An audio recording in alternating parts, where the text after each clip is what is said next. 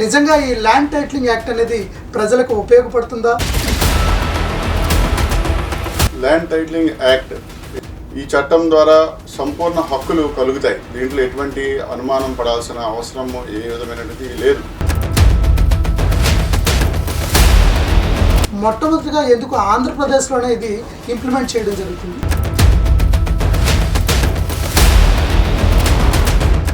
రైతులకు ఒక చీకటి చట్టంగా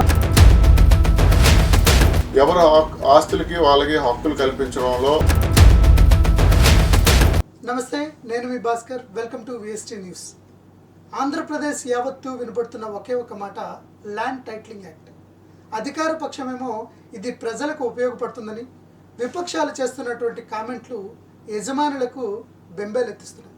మరి ఇటువంటి ఈ సందర్భంలో నిజంగా ఈ ల్యాండ్ టైటిలింగ్ యాక్ట్ అనేది ప్రజలకు ఉపయోగపడుతుందా లేదా ఇది చీకటి చట్టంగా మారనుందా అనేటువంటి విషయాలు ఈరోజు మనతో ప్రముఖ న్యాయవాది డాక్టర్ కేవీవి సత్యనారాయణ గారు ఉన్నారు. వారి మాటల్లో తెలుసుకునేటువంటి ప్రయత్నం చేద్దాం. సార్ నమస్తే. సార్ నమస్తే అండి. అసలు ల్యాండ్ టైటిలింగ్ యాక్ట్ అనేది ఏంటి, ఇది ప్రజలకు ఎలా ఉపయోగపడుతుంది సార్?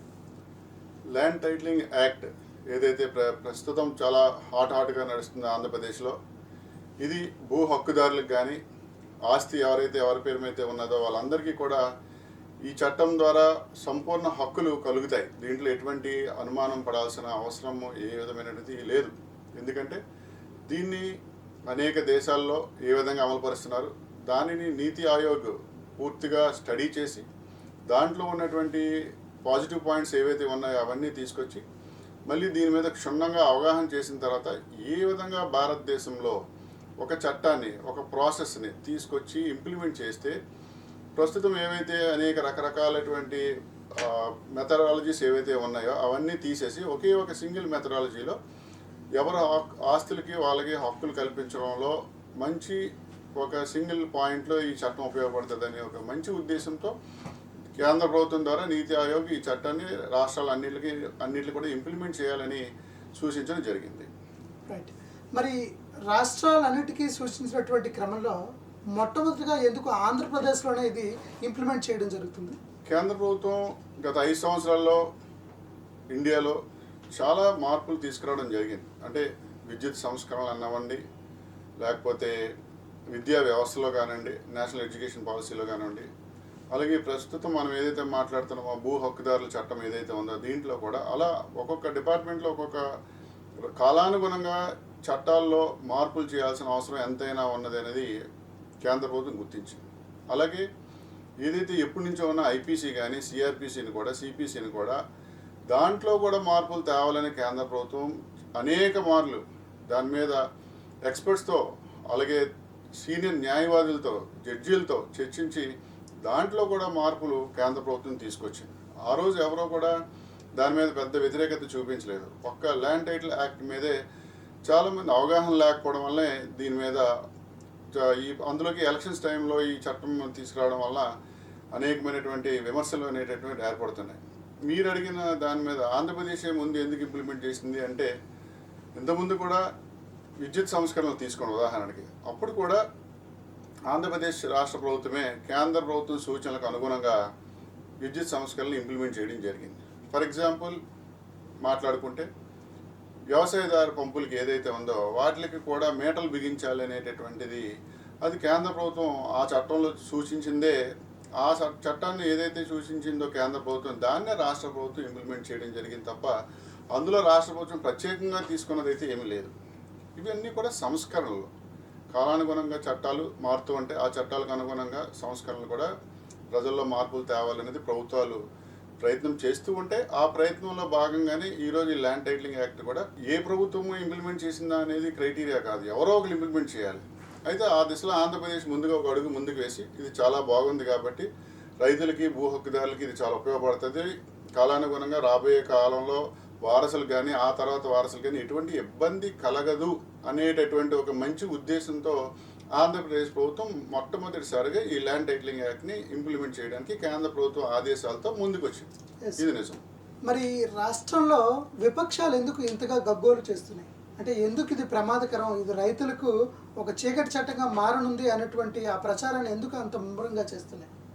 నిజంగా చెప్పాలి అంటే ల్యాండ్ టైటిలింగ్ యాక్ట్ చిన్న రైతులు కానీ సెంటు భూమి కానీ అరసెంటు భూమి కానీ లేదంటే 10 ఎకరాలు ఉన్నా 20 ఎకరాలు ఉన్నా రూల్స్ ఇందులో ఏవైతే ఫ్రేమ్ చేశారో ప్రతి రూల్ కూడా అందరికీ సేమే. ఇందులో చిన్న వాళ్ళకి ఒక రూలు, మధ్యతరగతి వాళ్ళకి ఒక రూలు, పెద్దవాళ్ళకి ఒక రూల్ అనేటువంటిది ఏమీ లేదు. ఈ ల్యాండ్ టైటిలింగ్ యాక్ట్లో చాలా క్లియర్గా చెప్తుంది ఏంటంటే ఎవరైతే టైటిలింగ్ రిజిస్టర్ ఆఫీస్ని ఎవరినైతే అపాయింట్మెంట్ చేశారో ఆ ఆఫీసర్ దగ్గర మీ దగ్గర ఏ అసెట్స్ ఉన్నాయి ఆ అసెట్స్ యొక్క ఇన్ఫర్మేషన్ ఆయనకి సబ్మిట్ చేస్తే అది మీది అవుతుంది అనేటటువంటిది ఇందులో ప్రాథమికంగా ఉన్నటువంటి సూత్రం. ఎస్ ప్రజలకు ఏంటంటే చట్టం వచ్చి ఇంకా దీని మీద పూర్తిగా అవగాహన లేకపోవడం, ఈలోపే ఎలక్షన్స్ రావడం వల్లే ప్రతిపక్షాలు దీని ఒక ఆయుధంగా తీసుకొని ఎలక్షన్లో కొంత లబ్ధి పొందాలి అనేటటువంటి ఆలోచన చేస్తుంది అనేది అయితే మనం క్లియర్గా చెప్పొచ్చు ఈ విషయంలో. ఎస్ సార్, ఇప్పుడు నిజంగా మీరు అన్నట్టుగా ఈ సార్వత్రిక ఎన్నికల్లో ఈ ల్యాండ్ టైటిలింగ్ యాక్ట్ ఏదైతే ఉందో అది ప్రధాన ప్రచారాస్త్రంగా మారింది. మరి రేపు ప్రభుత్వం మారినా కూడా వాళ్ళు కూడా ఇది అమలు పరచాల్సిందే అంటారా? ఖచ్చితంగా అమలు పరచాల్సిందే. ఏదైనా ఒక చట్టం కేంద్ర ప్రభుత్వం తీసుకొచ్చింది అంటే కేంద్ర ప్రభుత్వానికి ఉన్న ప్రత్యేక అధికారాల ద్వారా దేశం మొత్తం మీద చట్టాలను తీసుకొస్తారు. అంటే అన్ని రాష్ట్రాల్లో ఒకే విధమైన చట్టం ఉండడం వల్ల ఎక్కడికి వెళ్ళినా కూడా ఒకే సమానత్వం అనేటటువంటిది కలగాలనేది భారతదేశంలో ఉన్నటువంటి మొట్టమొదటి నుంచి ఒక అలవాటు. అందువల్ల ఒక చట్టం తీసుకొస్తే అన్ని రాష్ట్రాలు ఇంప్లిమెంట్ చేయాలనేది కేంద్ర ప్రభుత్వం ఆదేశిస్తుంది. ఆదేశించినప్పుడు ఆ సూత్రాన్ని రాష్ట్ర ప్రభుత్వం పాటించినప్పుడు ప్రజలు కూడా దీన్ని కొంత అవగాహన చేసుకోవాలి. అవగాహన చేసుకోవడానికి రాష్ట్ర ప్రభుత్వం కూడా కొన్ని తరగతులను ఏర్పాటు చేసి అసలు ప్రభుత్వం చట్టం గురించి ఒక ఆవశ్యకతను వివరించి ఉండుంటే ఈరోజు ఇంత సమస్య ఉండేది కాదు. అయితే సార్వత్రిక ఎన్నికల్లో మీరు అడిగిన ప్రశ్న, ప్రభుత్వం మారితే తర్వాత వచ్చే ప్రభుత్వం అమలు పరుస్తుందా, అమలు పరచాలా? ఖచ్చితంగా అమలు పరచాల్సిందే. ఎందుకంటే ఆ చట్టంలో ఉన్నటువంటి పాజిటివ్ పాయింట్స్ ఏవైతే ఉన్నాయో అవన్నీ కూడా ప్రజలకి మంచి చేకూరేటటువంటి సంబంధించినటువంటిది ఆ చట్టం. ఎవరైతే హక్కుదారులు ఉన్నారో ఆ హక్కుదారులకి ఎక్కడున్నా కూడా రాష్ట్రంలో ఎవరున్నా దేశంలో ఎక్కడున్నా ఈ భూమి హక్కుదారులు ఎవరు అనుకుంటే ఆటోమేటిక్గా డిజిటల్ రూపంలో ఆ నెంబర్ కొడితే మీకు ఆ సరైన నెంబర్ కొడితే వచ్చేస్తాయి.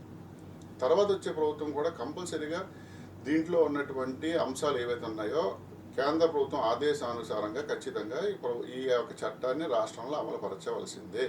ఇందులో ఇంకొక అనుమానం అయితే ఏమీ లేదు. అమలుపరచడం వల్ల ఆ రాష్ట్ర ప్రజలందరికీ కూడా సంపూర్ణంగా న్యాయం జరుగుతుందని మనం ఈ ల్యాండ్ టైటిలింగ్ యాక్ట్ చట్టం ద్వారా చెప్పొచ్చు. ఇప్పుడు ల్యాండ్ టైటిలింగ్ యాక్ట్ అనేది సంపూర్తిగా రాష్ట్రంలో కనుక అమలు పరిస్తే ల్యాండ్ టైటిలింగ్ యాక్ట్ తాలూకు ప్రాథమిక విధి అంటే ఒక రైతుకి లేదా ఒక యజమానికి ప్రాథమికంగా ఏం లభిస్తుంది? ఇప్పుడు వరకు ఏదైనా ఒక ల్యాండ్ ఉంది, ఎవరికైనా ఉంది అనుకోండి ఆంధ్రప్రదేశ్లో, దానికి అనేకమైనటువంటి చట్టాలు అంటే అనేకమైనటువంటి రికార్డ్స్ ఉన్నాయి. ఆర్ఓఆర్ కానీ, ఎఫ్ఎంబి అని కానీ, అడంగల్ అని కానీ, రకరకాలు, అలాగే పట్టాదారు పాస్ పుస్తకాలని అనేక రూపాలలో ఎవరి ల్యాండ్ ఎక్కడ ఉన్నది తెలుసుకోవడానికి ఒక దగ్గర లేకపోతే ఒక దగ్గర ఉందని కానీ, ఒక దగ్గర లేకపోతే ఒక దగ్గర ఉందని కానీ, ఇలాగ అనేక మార్గాలు ఆంధ్రప్రదేశ్లో కొనసాగుతూ ఉన్నాయి.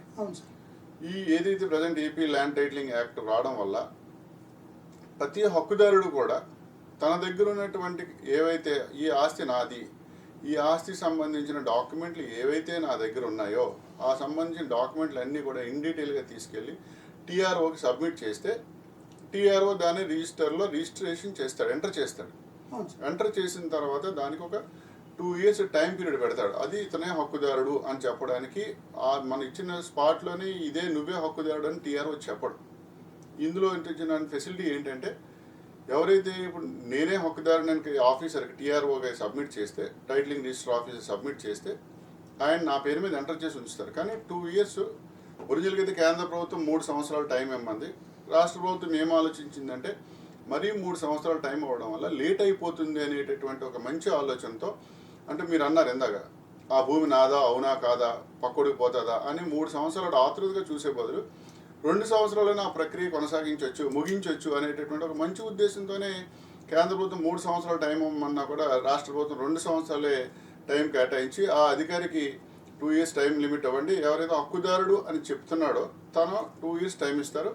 2 years లోపు ఎవరైనా అబ్జెక్షన్స్ చేయకపోతే ఆ ల్యాండ్ మీద ఏవైతే రికార్డ్స్ ఎంటర్ అవుతాయో ఆ రిజిస్టర్లో అబ్జెక్షన్ చేయకపోతే ఆటోమేటిక్గా ఎవరైతే అప్లై చేసుకున్నారో వాళ్ళకి టైటిల్ ఇచ్చేస్తారు. ఫర్ సపోజ్ నేను అప్లై చేసినప్పుడు నాది కాకుండా వేరే వాళ్ళది నేను తెచ్చి టీఆర్ఓ కానీ అప్లై చేసుకుని ఉండుంటే సమస్యలు ఏర్పడతాయి కదా. అందుకని ఏం చేస్తుందంటే ఆ చట్టం ఏం చెప్పిందంటే కొంత టైం ఇస్తుంది. అంటే మనకు ఆటోమేటిక్గా వెబ్సైట్లో కనిపిస్తుంది పలానా సర్వే నెంబర్లో పలానా వ్యక్తి హక్కుదారుడు అని తన డీటెయిల్స్ ఎంటర్ చేసుకున్నాడు. ఈలోపు 2 సంవత్సరాల్లో అసలైన హక్కుదారుడు చూసి ఉండొచ్చు, లేదా అసలైన హక్కుదారుడు బంధువులు చెప్పి ఉండొచ్చు, అరే నీ భూమి నీ పేరు మీద లేదు, ఎవరి పేరు మీద ఉందో ఒకసారి చూసుకోవాలి. దానికి 2 నెలల్లో చూసుకోవచ్చు, 3 నెలల్లో చూసుకోవచ్చు, 2 సంవత్సరాల లోపైనా చూసుకోవచ్చు. ఈ 2 సంవత్సరాల లోపు మళ్ళీ మనం టైటిల్ రిజిస్టర్ ఆఫీస్కి మనం కానీ అప్లై చేసుకొని ఇది ఆయనది కాదు అని కానీ మనం ఒక లెటర్ కానీ రిప్రజెంటేషన్ చేసుకుంటే సంబంధించిన ఫీజు కట్టి ఆయన దాన్ని మళ్ళీ రివ్యూ చేసి అవతల వ్యక్తిని పిలిపించి ఆఫీస్కి చేయడం జరుగుతుంది. రైట్ సార్, ఇప్పుడు మనం ఏదైనా వివాదాలు ఉంటే ఒక 2 years ఆగాలి అని అంటున్నారు సార్. అంటే ఒక కూతురు పెళ్ళనో లేదా ఇంకేదైనా అవసరమైనా ఒక రైతు తన సొంత భూమిని అమ్ముకోవాలన్నా కూడా 2 సంవత్సరాలు వెయిట్ చేయాల్సిందేనా? ఇప్పుడున్న చట్టంలో సూచించిన దాని ప్రకారం వెయిట్ చేయాల్సిందే. అయితే ఏవైనా ఈలోపు మనము లావాదేవీలు చేయాల్సిన అని మనం భావిస్తే మీరు అన్నట్టు అవసరాల నిమిత్తం టీఆర్ఓకి మనం ఏ విధమైనటువంటి లావాదేవీలు చేస్తున్నాం, ఎవరు చేస్తున్నారు, ఎవరికి చేస్తున్నాం అనేటటువంటి పూర్తి వివరాలు ఆయనకి సబ్మిట్ చేయాల్సి ఉంటుంది టీఆర్ఓకి. ఆ టీఆర్ఓకి సబ్మిట్ చేసిన తర్వాత ఆయన మన యొక్క రికార్డులన్నీ పరిశీలించి ఆయన ఒక నిర్ణయం తీసుకొని మనకు ఆ నిర్ణయం తెలియజేస్తే దాన్ని బట్టి మనం ముందుకు పోవాల్సి ఉంటుంది తప్ప డైరెక్ట్గా తీసుకోవడానికి అవ్వదు. సార్, ఇప్పుడు భూమి అనేది ఒక ఎమోషనల్ అటాచ్మెంట్ సార్. నిజంగా అవసరమైనప్పుడు అది క్రయ విక్రయాలు జరపలేకపోతే మరి మనకి ప్రభుత్వం ఎలా రక్షణ కల్పించినట్టు? అదే చెప్తుందండి చట్టం.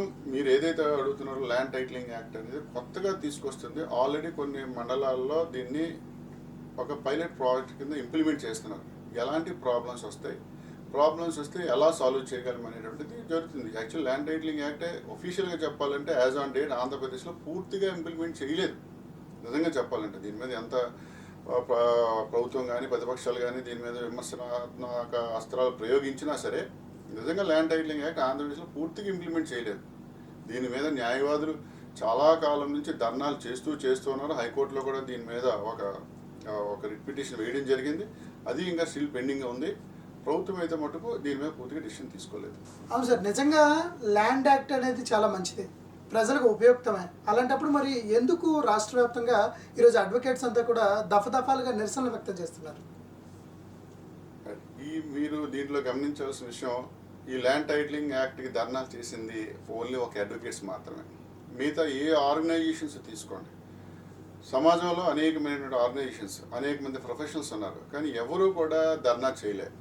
అంటే దీంట్లో ముఖ్యంగా అడ్వకేట్స్ ఎందుకు ధర్నా చేశారు అంటే ల్యాండ్ టైటిలింగ్ యాక్ట్లో ఒక ఇంపార్టెంట్ పాయింట్ ఉంది. ఆ ఇంపార్టెంట్ పాయింట్ ఏంటంటే ఏదైతే టీఆర్ఓకి ప్రాబ్లం చేస్తే, టీఆర్ఓలో మీకు సమస్య ఎదురైతే తర్వాత ఎపిలేట్ రివ్యూ ఆఫీసర్ దగ్గరికి వెళ్ళాలి తప్ప ఇంకో ఆప్షన్ లేదు. తను ఇచ్చిన ఏదైనా ఒక ఫైనల్ జడ్జిమెంట్ ఇస్తే ఎపిలేట్ ఆఫీసరు దాన్ని మీరు ఏ జిల్లా కోర్టులో కూడా సవాల్ చేయలేరు, ఓన్లీ హైకోర్టులోనే చేయాల్సి వస్తుంది.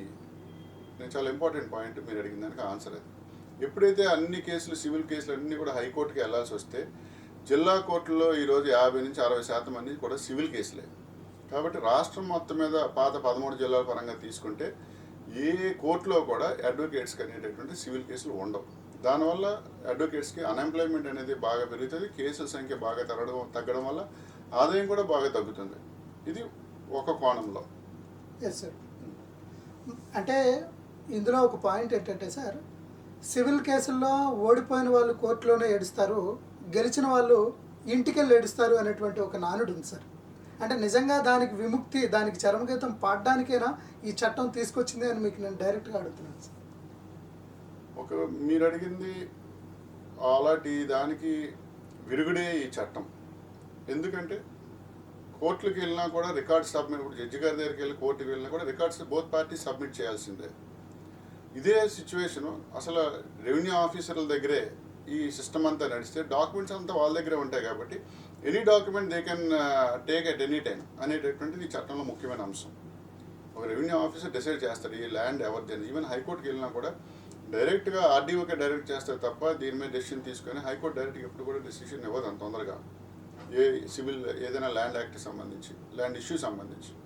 ఎస్ సార్, మరి ఈ చట్టంలో ఎటువంటి మతలబు లేకపోతే మనం అంతిమంగా తీర్పు చెప్పేటువంటి న్యాయాన్ని చేకూర్చేటువంటి కోర్టులకు అప్పీల్ చేసుకునేటువంటి అవకాశం మనకు ఎందుకు లేదు సార్? ఇందులో ఒకటి మీరు అడిగింది అప్పీల్, కేంద్ర ప్రభుత్వం అయితే అప్పీల్ చేసుకునే అవకాశం ఇమ్మని చెప్తుంది చాలా క్లియర్గా.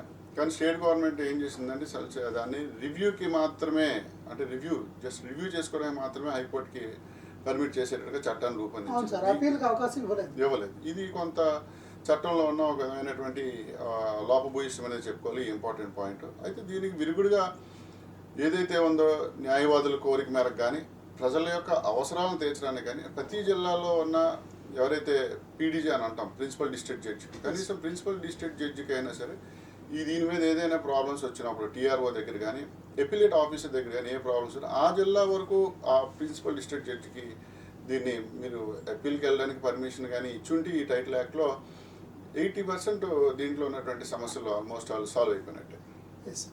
సార్, నిజంగా ఈ చట్టంలో ఎటువంటి లొసుకులు కనుక లేకపోతే ఈరోజు సుదీర్ఘమైనటువంటి సేవలు అందించిన డాక్టర్ పివి రమేష్ లాంటి విశ్రాంత ఐఏఎస్ గారు కూడా, నేను కూడా ఒక ప్రత్యక్ష బాధితుడినే, ఈ ల్యాండ్ టైటిలింగ్ యాక్ట్ వల్ల నేను కూడా ఇబ్బంది పడుతున్నా అని ఒక స్టేట్మెంట్ ఇచ్చారు అంటే దాని వెనుకున్నటువంటి నిగూఢ అర్థం ఏంటి సార్? ఇందాక మనం ఆల్రెడీ మాట్లాడుకున్నాం. అసలు ఈ ల్యాండ్ టైటిలింగ్ యాక్ట్ అనేది పూర్తిగా ఆంధ్రప్రదేశ్ మొత్తం ఇంప్లిమెంట్ చేయలేదు ఇంకా. అలాగే పైలట్ ప్రాజెక్ట్ కింద కొన్ని మండలాలను తీసుకొని ప్రభుత్వం ఇంప్లిమెంట్ చేసి దీంట్లోని పాజిటివ్స్ ఏంటి, నెగిటివ్స్ ఏంటి, ప్రజల అభిప్రాయాలు ఏ విధంగా ఉన్నాయి అనేటువంటి తెలుసుకోవడం కోసం ప్రభుత్వం ఒక విధంగా ప్రయత్నం చేస్తుంది. దీంట్లో ఈలోపు పివి రమేష్ గారికి అంత పెద్ద ప్రాబ్లం వచ్చి ఆయన ఏ విధంగా బాధితుడు అనేటటువంటి చెప్తున్నారో ఆయనతోనే మళ్ళీ మనం ఒకసారి దీని మీద క్లారిటీ తీసుకుంటే బాగుంటుంది. కానీ ల్యాండ్ టైటిలింగ్ యాక్ట్ అనేది పూర్తిగా ఇంప్లిమెంట్ అయిన తర్వాత దీంట్లో ఉన్న ఏదైతే ఆల్రెడీ ఫర్ ఎగ్జాంపుల్ తెలంగాణలో తీసుకోండి, తెలంగాణలో కూడా ఈ విధమైనటువంటి ప్రయత్నం తెలంగాణ ప్రభుత్వం చేసింది ల్యాండ్స్ మీద ధరణి పోర్టల్ ద్వారా. కాలానుగుణంగా దాంట్లో ఉన్న లొసుకులు కానీ దాంట్లో ఇంప్లిమెంట్ చేయలేకపోయినటువంటి అనేక అంశాలు బయటపడ్డాయి. ఇక్కడ కూడా కొంత బ్రీతింగ్ టైం ఇచ్చి ఉంటే రాష్ట్ర ప్రభుత్వానికి దీంట్లోని సమస్యలు ఏదైతే మీరు తెలంగాణలో ధరణి అనేటువంటి ఉదాహరణ చెప్పారో అలాంటివి దీంట్లో కూడా కొంత మేర ఒక 2-3 months లేదా 6 months టైం ఇస్తే దీన్ని అవసరమైతే ఇప్పుడున్న ప్రభుత్వం మళ్ళీ వచ్చినా లేదా నెక్స్ట్ కొత్త ప్రభుత్వం వచ్చినా ఏదైనా ప్రాబ్లమ్స్ వస్తే రెక్టిఫై చేసుకోవడానికి అవకాశం ఏర్పడుతుంది. అంటే ఒక్కొక్క సమస్య అంటే రెక్టిఫై చేసుకోవడానికి కూడా అవకాశం లేనటువంటి సందర్భం నిజంగా ల్యాండ్ టైటిలింగ్ యాక్ట్లో కనుక వస్తే ఉపసంహరించుకునేటువంటి అవకాశం ఏమైనా ఉంటుందా సార్? ఉంటుందండి. అక్కడ ప్రభుత్వం కూడా అదే మీరు చాలామంది మేధావులు కూడా చెప్తుంది, కేంద్ర ప్రభుత్వం 3 stagesలో ప్రాబ్లం రెక్టిఫై చేసుకోవడానికి సొల్యూషన్ చూపించింది. రాష్ట్ర ప్రభుత్వం ఏం చేసిందంటే టైం డ్రాగన్ ఎందుకని చెప్పి దాన్ని 2 stagesలోనే దాన్ని కట్ చేసేసింది. అదొకటి మేజర్ ప్రాబ్లం. రెండోది ఇందులో ప్రాబ్లం మీరు అడిగినట్టు ఇక్కడ రాష్ట్ర ప్రభుత్వం చేస్తున్నటువంటి మేజర్ మిస్టేక్ ఒకటి ఇందులో ఏంటంటే జ్యుడిషియరీని ఎక్కడా కూడా ఇన్వాల్వ్ చేయట్లేదు. ఎంతసేపు కూడా రెవెన్యూ ఆఫీసర్ల ద్వారానే దీన్ని సొల్యూషన్ తెచ్చేయాలి, స్టార్టింగ్ పాయింట్ నుంచి ఎండింగ్ పాయింట్ కానీ ఆలోచిస్తుంది తప్ప జ్యుడిషియరీని ఎక్కడ కూడా ఇన్వాల్వ్ చేయడానికి ఇంట్రెస్ట్ చూపించకపోవడమే ఈరోజు ప్రతిపక్షం కూడా అనేక విధాలుగా విమర్శించడం గల కారణం. అంటే సార్, భూమి అనేసరికి కొనాలన్నా అమ్మాలన్నా ఈరోజు ఆంధ్రప్రదేశ్లో ఒక భయం నెలకొనింది. అది నిజమైనటువంటి భూమా, అది రిజిస్టర్డ్గా అంతా పర్ఫెక్ట్గానే ఉందా లేదా, ఈ టైటిల్స్ అన్నీ కూడా కరెక్ట్గానే ఉన్నాయా అనేటువంటి సందర్భం ఏర్పడింది. మరి వచ్చినటువంటి కొత్త యాక్ట్ దాన్ని ఏమైనా పునరుద్ధరించగలదా, దాన్ని ఏమైనా రీప్లేస్ చేయగలదా సార్? మంచి ప్రశ్న. ఇది ఆల్రెడీ మనము స్టార్టింగ్ ఇదే పాయింట్ మీద మనం ఒక వివరణ ఇవ్వడం జరిగింది. కేంద్ర ప్రభుత్వం మిగతా కంట్రీస్లో ఎలాంటి ఇంప్లిమెంటేషన్ ఈ ల్యాండ్ డీట్ల మీద జరుగుతుంది అనేది పూర్తిగా స్టడీ చేసిన తర్వాత నీతి ఆయోగ్ ద్వారా, అది కూడా నీతి ఆయోగ్లో ఈ ల్యాండ్ ఎక్స్పర్ట్స్ని యూజ్ చేసి వివిధ దేశాల్లో ఉన్నటువంటి ప్లస్లో మైనస్లు స్టడీ చేసి దానుగుణంగా భారతదేశంలో ఎలాంటి ప్రాసెస్ జరుగుతుంది అనేది గమనించి ఈ రెండు కూడా కంపేర్ చేసి ఫైనల్గా ఒక డ్రాఫ్ట్ తీసుకుని వచ్చి నీతి ఆయోగ్ దాన్ని ల్యాండ్ టైటిలింగ్ యాక్ట్ కింద రాష్ట్రాలకి సూచించడం జరిగింది మేజర్గా. మీరు ఏదైతే ఇప్పుడు అడుగుతున్నారో దాన్ని ఆ సమస్యను తొలగించడం కోసమే కేంద్ర ప్రభుత్వం రాష్ట్ర ప్రభుత్వాల ద్వారా ప్రయత్నం చేస్తున్నటువంటిది land titling act. Exactly sir. కానీ నీతి ఆయోగ్లో ఉన్నటువంటి పాయింట్స్ కూడా సార్, అంటే చారిత్రాత్మకంగా భౌగోళికంగా కూడా అక్కడ పరిస్థితులు సహకరించకపోతే ఈ ల్యాండ్ యాక్ట్, ఈ టైటిలింగ్ యాక్ట్ ఏదైతే ఉందో అది అమలుపరచలేమని కూడా అక్కడ తెలియజేయడం జరిగింది సార్. మరి దాని మీద మీ ఒపీనియన్ ఏంటి సార్? జనరల్గా మీరు అన్నట్టు నా ప్రాపర్టీ, మా తాతది కానీ మా నాన్నది కానీ మా ప్రాపర్టీ ఎంత ఉంది అనేది జనరల్గా ఈ రోజుల్లో ప్రతి వ్యక్తికి ఆల్మోస్ట్ ఆల్ ఎడ్యుకేషన్ రేటు ఇండియాలో చాలా ఎక్కువ ఉంది. ఎడ్యుకేషన్ ఉన్నా లేకపోయినా కూడా ఒక రైతు కూడా మా నాంది ఈ పొలము, లేదా ఈ బీడు మాది, లేదంటే ఈ ఏనాం భూమి ఇది అని ఒక బేసిక్ అవగాహన ప్రతి రైతుకి తన ఆస్తి ఏంటి, లేదా తన తల్లిదండ్రుల నుంచి ఎంత మేర విభజన వచ్చి తనకెంత వాటా వచ్చిందని ఒక బేసిక్ ఐడియా ప్రతి పౌరుడికి భారతదేశంలో అయితే ఉంది ఈరోజు. ఉంది సార్. అది రికార్డులో ఎంత ఉంది అనేది చెక్ చేసుకోవాల్సినటువంటి బాధ్యత ఆ హక్కుదారుడే. ఆ హక్కుదారుడు తనకున్నటువంటి బాధ్యతల్ని డిజిటలైజేషన్, డాక్యుమెంటేషన్ చేసుకోవడానికి ఒక విధంగా మాట్లాడుతుంది ల్యాండ్ టైటిలింగ్ యాక్ట్. ఎవరు కూడా ఎవరి ఆస్తులు కూడా ఊరికనే పక్క వాళ్ళు తీసుకోవడానికి ఆస్కారం ఉండదు. కానీ మీరు అన్నట్టు ఉంటుంది. అంటే పాత చట్టంలో అనేకమైనటువంటి పాసిబిలిటీస్ ఉండడం వల్లే మీరు ఇందాక అన్నట్టు ఒక భూమిని వేరే వాళ్ళు తీసుకోవడం, లేదంటే ఒక ల్యాండ్కి వేరే వాళ్ళు దొంగ డాక్యుమెంట్స్ సృష్టించడం, ఆ డాక్యుమెంట్స్ని వీళ్ళ డేట్ కంటే ముందు డేట్లో రిజిస్ట్రేషన్ చేయడం, లేదు అంటే ప్రామిసరీ నోట్లు తీసుకొని పాత డేట్ తీసుకొని పాత డేట్ మీద వీళ్ళ డేట్ కంటే ముందు డేట్ మీద రాయించేసుకోవడం, దాన్ని బట్టుకెళ్ళి రిజిస్ట్రార్స్లో మళ్ళీ రిజిస్ట్రేషన్లో మేనేజ్ చేయడం. అలాంటి ప్రాసెస్ వల్ల మీరు చెప్పినట్టు నా భూమి పక్కన తీసేసుకోవడం అనేటటువంటి పాసిబిలిటీ ఇంతకుముందు జరిగింది. నేను ఒప్పుకుంటా ఆ విషయంలో. అయితే ప్రభుత్వం ఇప్పుడు అలాంటివన్నీ తొలగించడం కోసమే డిజిటలైజేషన్, ఎవరిది ఆదిగో నాది అంతే. ఇంతకుముందులాగా ఒక 100 రూపాయల స్టాంప్ పేపర్ పాత రేటు దొరికితే వెంటనే దాన్ని మాడిఫై చేసేసి ఆ ల్యాండ్ ఇటు తీసేసుకొని మీరు అన్నట్టు భూ ఆక్రమణ చేసేది బాగా జరిగింది. అది అంటే ఇప్పుడు ప్రజెంట్ కామన్ మ్యాన్ మైండ్లో మెదులుతున్నటువంటి ప్రశ్న ఏంటంటే, నిజంగా ల్యాండ్ యాక్ట్ అనేది వస్తే మా చేతిలో ఉన్న దస్తావేజులు కూడా చిత్తు కాగితాలు అనేటువంటి ఒక అభిప్రాయంలో ఉన్నారు సార్. దాని మీద మీ ఒపీనియన్ ఏంటి సార్? అది ప్రభుత్వము దీని మీద కొంత అవగాహన అనేటువంటిది ఏర్పరిచి, ఈవెన్ న్యాయవాదులు ధర్నా చేసినప్పుడైనా కూడా ప్రభుత్వం దీని మీద కొంత వివరణ, అప్పుడు రెవెన్యూ శాఖ మంత్రి ద్వారా కానీ, లేదంటే స్టాంపు రిజిస్ట్రేషన్ మంత్రి ద్వారా కానీ, లేదంటే ప్రభుత్వంలో చీఫ్ సెక్రటరీస్ లేదా రెవెన్యూ ఆఫీసర్ లేదా కలెక్టర్లు ఎవరో ఒకరి ద్వారా పూర్తిగా కొంత అవగాహన సదస్సులు పెట్టి ఎడ్యుకేట్ చేసి ఉంటే ల్యాండ్ టైటిల్ మీద యాక్ట్కి ఈరోజు అంత సమస్య అయితే ప్రభుత్వానికి ఏర్పడేది కాదు. ముఖ్యంగా సార్, ఇప్పుడు మనం కొత్తగా అమల్లోకి తీసుకొస్తున్నటువంటి ల్యాండ్ టైటిలింగ్ యాక్ట్లో సెక్షన్ 5 చాలా క్లియర్గా చెప్తుంది sir. TRO, title registration officer ఎవరైతే ఉన్నారో ఎవరినైనా నియమించవచ్చు, అంటే ఆ హక్కు తాలూకా బాధ్యతని ఎవరికైనా అప్పగించవచ్చు అనేటువంటి ఒక పాయింట్ ఉంది సార్. దాని మీద మీ ఒపీనియన్ ఏంటో తెలియజేయండి సార్. అది రాష్ట్ర ప్రభుత్వం దాన్ని అమెండ్మెంట్ చేసింది. నిజం చెప్పాలంటే టీఆర్ఓని ఎవరిని పెడితే వాళ్ళని అపాయింట్మెంట్ చేయడం అనేది కరెక్ట్ కాదు. నిజం చెప్పాలంటే అయితే రెవెన్యూ డిపార్ట్మెంట్ నుంచి కానీ, లేదంటే స్టాంప్స్ అండ్ రిజిస్ట్రేషన్ డిపార్ట్మెంట్ నుంచి కానీ ఆ టీఆర్ఓని కానీ అపాయింట్మెంట్ చేస్తుంటే ఇప్పుడు ఏదైతే ప్రజల్లో ఉన్నటువంటి ఈ నెగిటివ్ ఆలోచనలు అన్నీ కూడా పోతాయి అనే దానికి పోయే ఆస్కారం అయితే ఉంది. ప్రభుత్వం అయితే దీని మీద ఎక్స్ప్లెనేషన్ ఇవ్వకుండా మేము టీఆర్ఓని వీళ్ళని నియమిస్తాం, వీళ్ళు ఈ డిపార్ట్మెంట్ నియమించమని ఈరోజు ఎప్పుడు ఎక్కడా కూడా ఒక పత్రికా ప్రకటన కానీ ప్రభుత్వ అధికారులతో ఎక్కడ కూడా ప్రజలకి ఒక విధమైనటువంటి ఎక్స్ప్లెనేషన్ ఇవ్వకపోవడం వల్ల ఈ విధమైనటువంటి ద్వంద్వార్థాలు కానీ పరిస్థితులు కానీ ఏర్పడడం కాదు. సార్, 2020లో వైఎస్ జగన్మోహన్ రెడ్డి గారు రీసర్వే చేయించారు. రాష్ట్రంలో 17,000 గ్రామాలు ఉంటే కేవలం 2,000 గ్రామాల్లో మాత్రమే రీసర్వే కంప్లీట్ అయింది. ఇంకొక 2,000 గ్రామాల్లో దాదాపుగా కంప్లీట్ కావస్తుంది. అంటే 4,000 గ్రామాలు కంప్లీట్ అయినట్టే. మిగతా 13,000 గ్రామాలు చేయాలంటే ఆ టైం ఎంత పడుతుందో అది మన ఊహకే తెలిసిపోతుంది. అయితే ఎవరు నాన్ లోకల్స్, ఎవరు లోకల్స్, అసలు ఇక్కడ ఈ సర్వే చేయించడంలో ఉన్నటువంటి మతలబు ఏంటి అని తెలుసుకోవడం ఎలా సార్? ప్రతి ప్రభుత్వం కూడా ప్రజలకి ఎంతో కొంత మంచి చేయాలనే ఒక ఉద్దేశంతోనే ఒక కార్యక్రమాన్ని ప్రారంభించడం జరుగుతుంది. కేంద్ర ప్రభుత్వం ఎలాగైతే ఇప్పుడు మీరు అన్నారో ల్యాండ్ టైటిలింగ్ యాక్ట్ రాష్ట్ర ప్రభుత్వాన్ని ఇంప్లిమెంట్ చేయమన్నదో, అలాగే అప్పుడు రాష్ట్రంలో ఉన్నటువంటి వైఎస్ఆర్సీపీ ప్రభుత్వం ముఖ్యమంత్రి గారు అయితే జగన్మోహన్ రెడ్డి గారు కూడా ల్యాండ్ సర్వే చేయండి, ప్రతి ఒక్కరిది కూడా ఎవరిది ఎంత ఉంది అది కూడా డ్రోన్స్ ద్వారా కానీ డిజిటల్స్ ద్వారా కానీ చేసి క్లియర్గా ఒక ప్రజలకి కంప్లీట్గా హక్కుదారులను కల్పించడానికి ఒక మంచి ఉద్దేశంతో స్టార్ట్ చేసినటువంటి ప్రోగ్రామ్ అది కూడా. అయితే మీరు అన్నట్టు భౌగోళికంగా, ఇందాక మీరు అడిగిన ప్రశ్నలు, భౌగోళికంగా సమస్యలు ఏర్పడుతున్నాయంటే సమస్యలు ఏర్పడుతుంటాయి. ఎందుకంటే ప్రభుత్వ భూమి కొంట అని ఉంటుంది, లేకపోతే ఆ ప్రభుత్వ భూమి పలానా రైతు ఎప్పటి నుంచో ఒక 20-30 సంవత్సరాల నుంచి దాన్ని ఆయన ఆధీనంలో ఉండుంటుంది కానీ ఆయన పేరు మీద ఉండదు. ఇలాంటి సమస్యలు చాలా మీరు ఇందా చెప్పినట్టు 2,000 గ్రామాల్లో చేసినప్పుడు చాలా సమస్యలు అందులో వాళ్ళు చూడడం జరిగింది. అంటే అలాంటి సమస్యలు వచ్చినప్పుడు దాని సొల్యూషన్ ఎలా తేవాలి అనేటటువంటిది పైన ఉన్నటువంటి అక్కడున్న రెవెన్యూ అధికారులు చర్చించాల్సిన అవసరం గ్యారంటీ ఉంది. అవును సార్. ఇప్పుడు ఇంతకుముందు చుక్క భూములు అని ఉండేవి సార్. అంటే ఎవరికైతే ఆ భూమి ఎవరి పేరు మీద రిజిస్టర్ కాలేదో అవి చొక్కు భూములు. అవన్నీ కూడా ప్రస్తుతం ల్యాండ్ యాక్ట్ కనుక అమలైతే వివాదమైనటువంటి భూములే. మరి ఇప్పుడున్న చట్టము ఆ వివాద భూములను పరిష్కరించక వచ్చేటువంటి కొత్త చట్టం కూడా ఆ వివాద భూములను పరిష్కరించకపోతే అది వచ్చి ఫలితం ఏంటి సార్? మీరన్నది కరెక్ట్. అయితే ఇందులో సివిల్ వివాదాలు అనేటటువంటి మన మొదట్లో అనుకున్నట్టు చాలా ఎక్కువ కాలం పట్టడానికి కూడా కారణం ఇదే.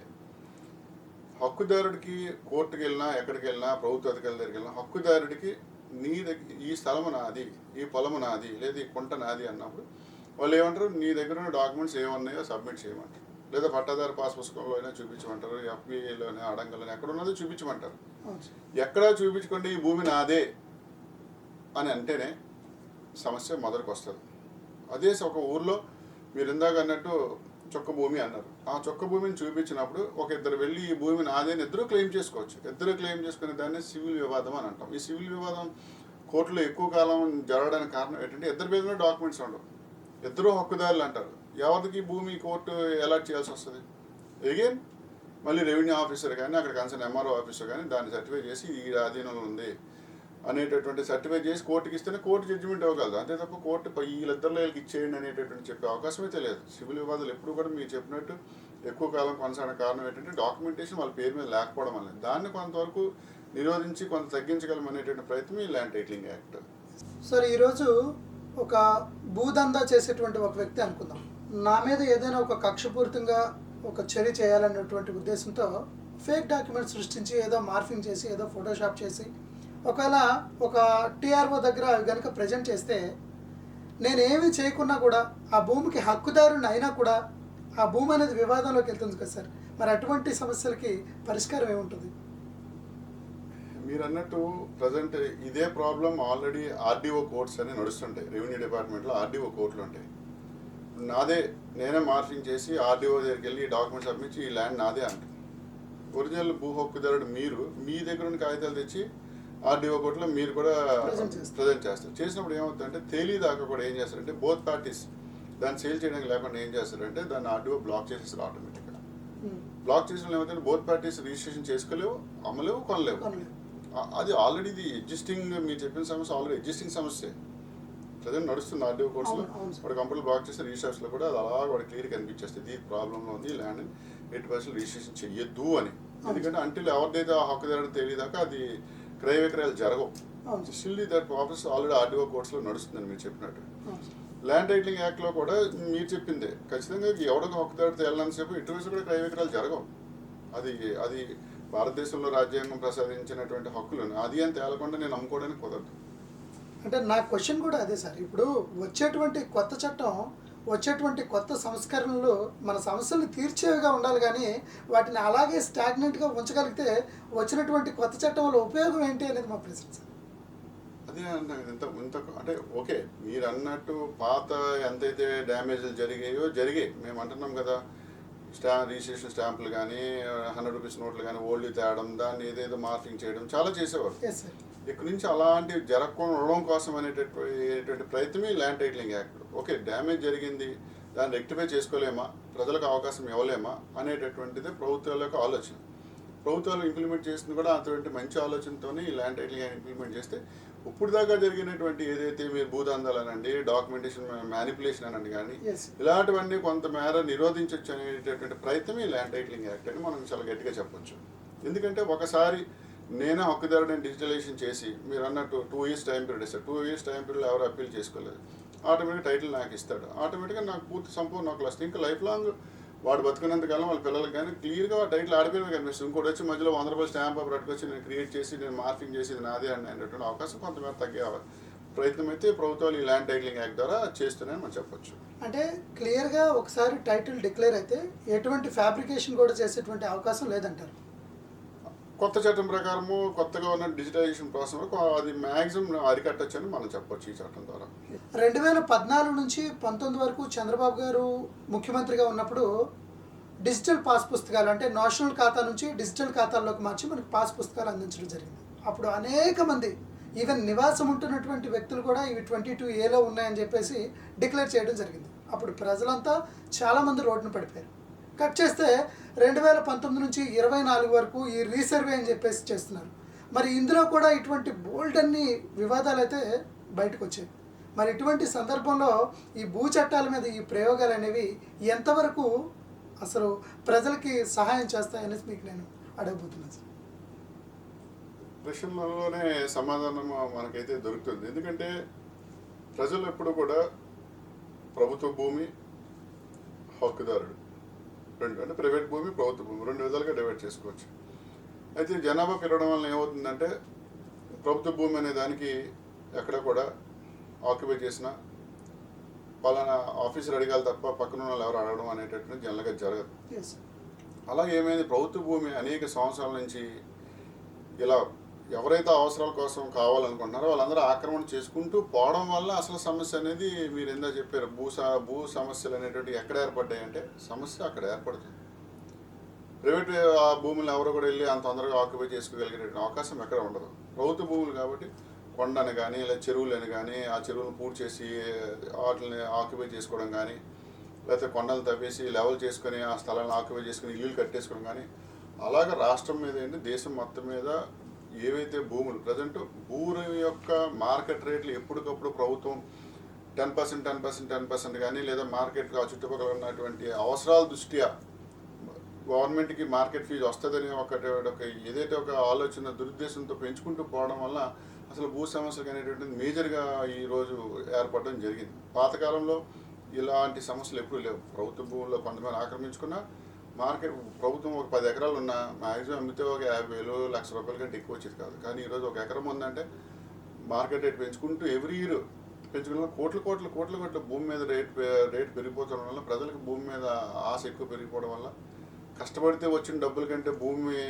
ఉంచుకుంటే భూమి మీద ఇన్కమ్ ఎక్కువ అవడం వల్ల భూ ఆక్రమణలు అనేవి ఎక్కువ జరిగిపోవడం వల్ల ఆటోమేటిక్గా ఈ భూదందాలు లేదా ప్రభుత్వ భూమి ఆక్రమించేసుకోవడం అనేది పెరుగుతూ ఉంటుంది. కాలానుగుణ ఈ సమస్య మరింత పెరిగే అవకాశం అయితే ఉంటుంది. కాబట్టి అది ఓన్లీ ప్రభుత్వ భూములకి ఎక్కువగా జరుగుతుంటుంది సార్. అంటే ఇప్పుడు 22A ఈ భూములు ఉన్నాయి, మీరు ఖాళీ చేయాలి అని చెప్పారు సార్. వెంటనే ఎవరైతే బాధితులు ఉన్నారో వారంతా కూడా కోర్టును ఆశ్రయించారు.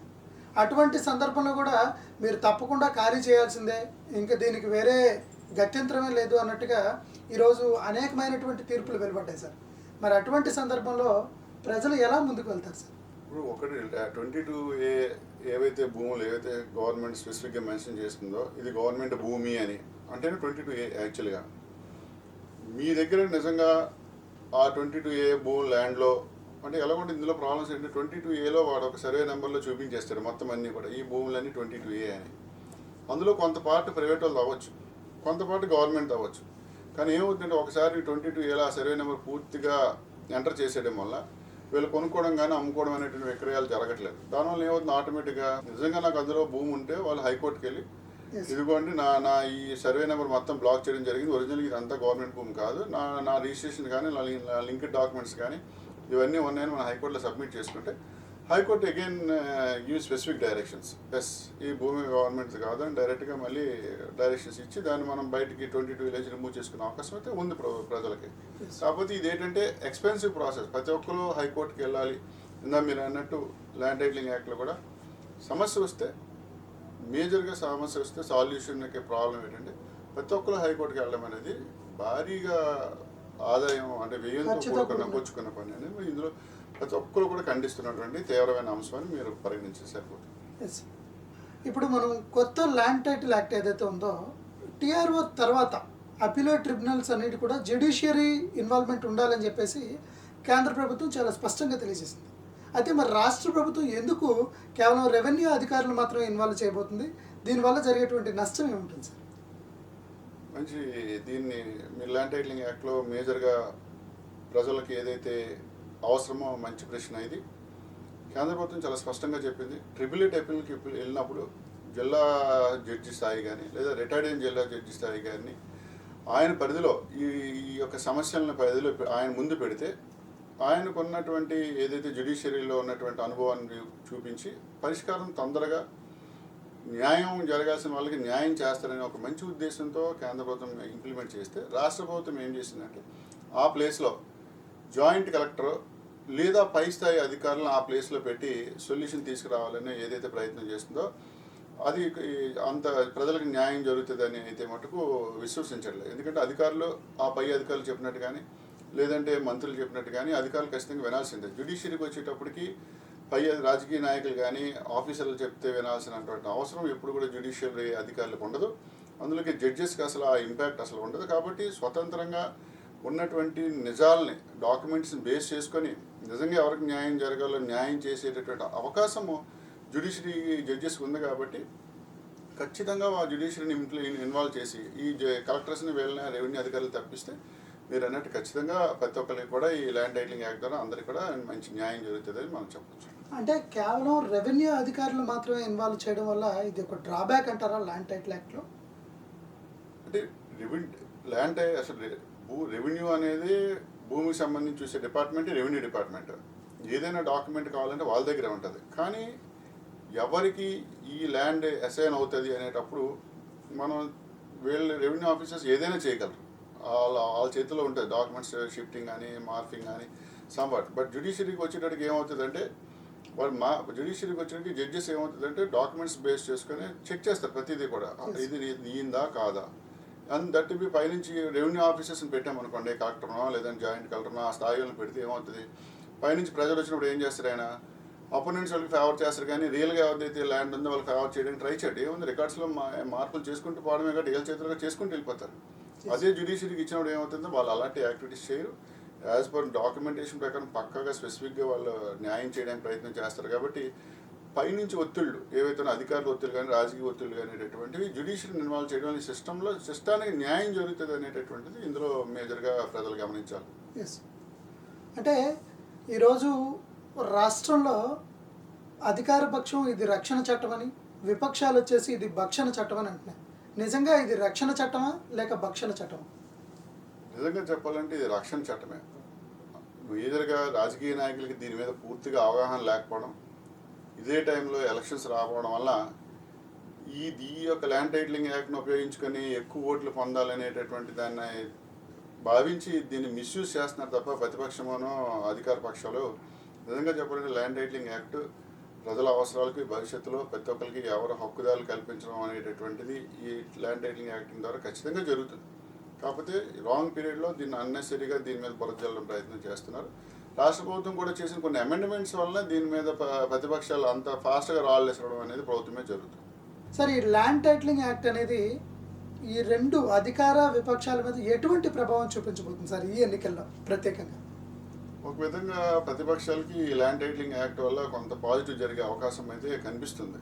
ఎందుకంటే రోజు పేపర్లో కానీ న్యూస్లో కానీ మీడియాలో కానీ కంప్లీట్గా దీని మీద వ్యతిరేకత చూపించడం వల్ల ల్యాండ్ టైటిలింగ్ యాక్ట్ వల్ల మీకు ఏదో అయిపోతుంది, మీ భూములు ఇంకోలు పట్టుకెళ్ళిపోతారు, లేదంటే మీకు ఒరిజినల్ పట్టాలు రావు, ఇలాంటి అనేకమైన నెగిటివ్ ఫ్యాక్టర్స్ జనాల యొక్క మెదడులో బాగా చర్చించడం వల్ల ఖచ్చితంగా ఇది ప్రతిపక్షానికి కొంతమేర పాజిటివ్ కలిగించేటటువంటి అంశమే. మనం ఆ విధంగా అయితే చాలా స్పష్టంగా చెప్పచ్చు. ఓకే సార్, మన రాష్ట్రంలో వచ్చినటువంటి ఈ కొత్త ల్యాండ్ టైటిలింగ్ యాక్ట్ పట్ల జనాల్లో చాలా భయాలు ఉన్నాయి, ఆందోళనలు ఉన్నాయి.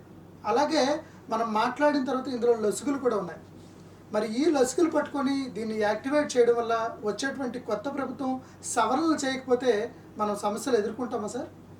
తప్పకుండా ఎదుర్కొంటామండి.